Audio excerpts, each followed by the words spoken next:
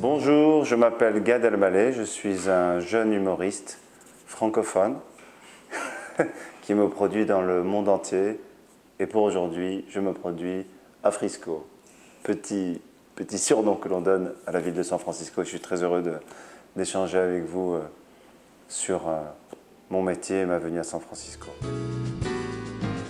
Oui, j'ai jamais joué à San Francisco. Je suis très touché par la... Je ne peux pas parler de l'accueil parce qu'on est là, on est 1 heure avant le show. Donc je peux parler en tout cas de la manière dont les gens ont réagi sur ma venue. Donc déjà, à la fois ça me touche énormément, à la fois ça me met un peu de pression, mais c'est cool. Parce qu'il y a eu un emballement, les places se sont vendues très vite et c'est toujours très flatteur pour un artiste. Mais San Francisco, c'est assez emblématique quand même. Il y a quelque chose de très fort à San Francisco, en dehors de mon show ou quoi. Je veux dire, à chaque fois qu'on entend parler d'une ville où il y aurait des Français et des francophones, parce que ce n'est pas uniquement des Français, San Francisco, ça revient assez souvent quand même. Donc c'est très intéressant de voir ce soir comment ça va être accueilli, quoi.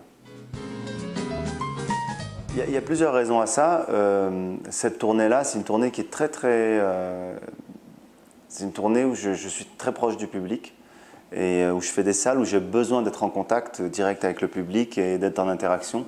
Et je dirais même que c'est une des plus grosses salles de la tournée américaine, parce qu'on fait même des salles encore plus petites que celle-ci.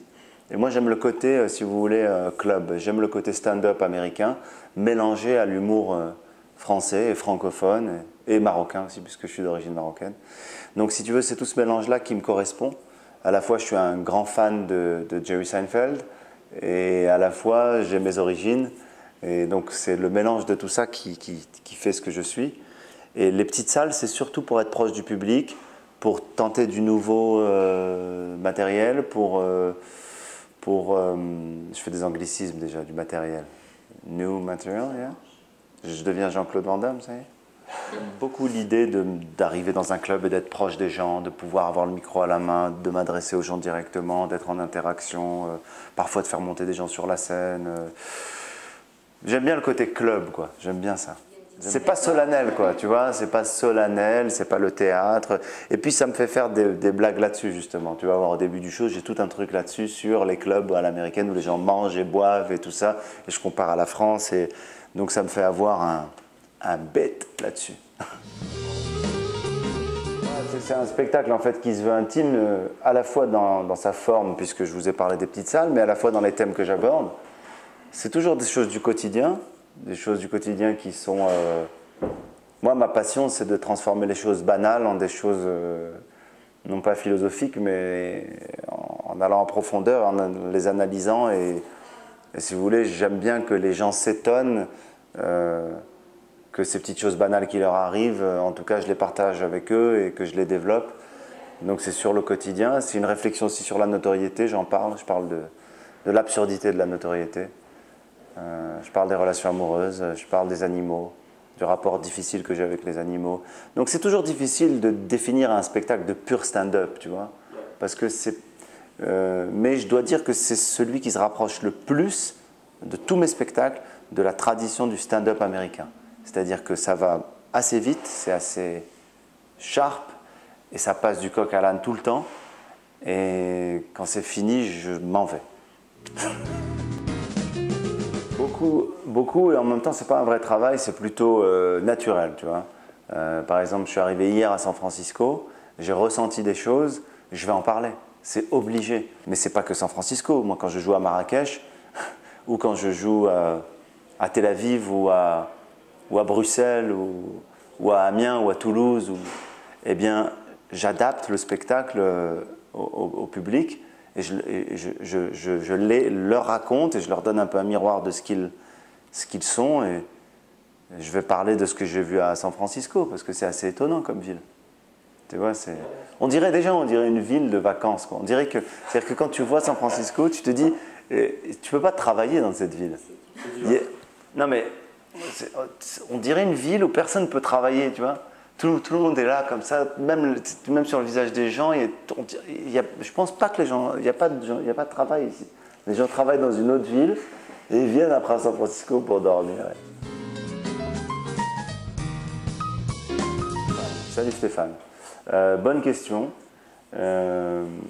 Moi, j'ai toujours pensé que le mélange, que la pluralité, la mixité, les héritages différents qu'on a sont une richesse, plutôt qu'un handicap. Et même si ça représente des complexités au début, des difficultés même, ça devient une richesse. Le fait d'être né au Maroc, d'avoir immigré au Canada, le fait d'avoir immigré après en France, c'est plutôt une richesse qu'un problème. Et aujourd'hui, on en a parlé juste avant, je suis toutes ces langues-là, et je suis tous ces pays, je suis toutes ces cultures-là. Et c'est comme ça qu'on s'ouvre et c'est comme ça qu'on évite les guerres.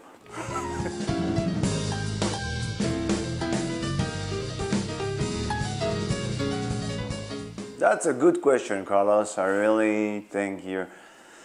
bon, déjà la comparaison avec les entrepreneurs, elle n'est pas très juste parce que les entrepreneurs qui s'installent à l'étranger, ils entreprennent à l'étranger, s'implantent et investissent à l'étranger et quittent, entre guillemets, la France. À ma connaissance, les gens que vous citez, que ce soit Omar Sy ou Jean Dujardin ou je ne sais pas qui d'autre vous avez... Ce ne sont pas des gens qui ont quitté réellement la France. Ce sont des gens qui travaillent entre les États-Unis et la France. Mais ça reste des artistes français. Enfin, je pense, je ne veux pas parler pour eux, mais ça reste des artistes français et c'est ce qui fait leur richesse là-bas. Moi, pour ma part, ce qui me plaît, c'est de pouvoir... J'aimerais en tout cas, ça ne m'intéresse pas de quitter la France, ni pour les impôts, ni pour... d'autres raisons. Moi, je suis bien en France. Parce que moi, en fait, si je n'avais pas été en France, je ne serais pas ce que je suis aujourd'hui. Donc, je suis assez reconnaissant de ça. Après, bon, moi, j'aimerais bien faire des choses aux États-Unis sans pour autant habiter ici. Faire du stand-up, même en anglais. Je crois vraiment qu'il y a de la place pour la vision de quelqu'un qui vient d'ailleurs sur les Américains. Et puis les Américains le veulent. J'ai essayé ça dans des petits comédie clubs. Et c'était plutôt bien accueilli, donc peut-être que je ferais ça en anglais, ce serait intéressant. Ce serait en tout cas une autre étape, une autre aventure dans ma carrière.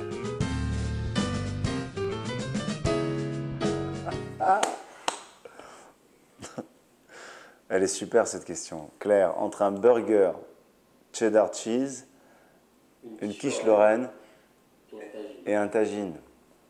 Moi je prendrais le plat à tagine, je mettrais tout dedans, je ferais cuire. Moi, je ne veux jamais choisir, justement. C'est ce qu'on dit depuis tout à l'heure. Moi, je suis toutes ces origines-là et dans des moments différents et pas aux endroits auxquels vous vous attendez. Ben, c'est-à-dire qu'il m'est arrivé de manger un tagine à New York et un burger à Casablanca et une quiche Lorraine à San Francisco. Et j'ai pas envie de choisir, en tout cas. Parce que je suis, si vous voulez, ce serait un peu me dissocier de... Et puis...